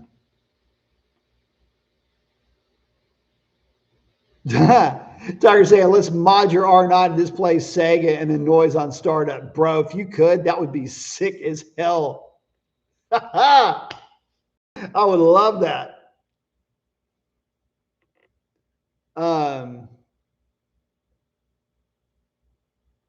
Yeah, John saying the Breakout is nice. Breakout's real nice. Let's see. Street Fighter is. You win. Oh, with that, guys, look, I have got to wrap it up. We have been rocking out here now for a couple of hours. I have got to wrap it up. Got to wake up early tomorrow. So with that, guys, look, there's going to be a video dropping tomorrow. It's the R9 from the point of view of the Kawasaki 636. There's some stuff that I just could not get to in that video. But I think the last things that I'm saying at the tail end of that video sum it up great. You're asking me which bike is better. Obviously, the R9. I'm not taking anything away from the Kawasaki. It does a lot of things great, but it can do something great for somebody else. The R9 fits me way better. And, but in saying that, check that out. Just know, yes, I know there's some things that I didn't bring up, but I've only got so much time, and the R9 is so good that you can talk about how great it is forever. But with that, guys, get out there and do something cool for somebody. Chances are they need it way more than you know. Thank you all so much for hanging out with me tonight. Would not do this without you. Man, I really do appreciate all you guys, all the new faces, all the new guys. Thank you all so very much. But with that, guys, I got to wrap it up. Y'all take it easy.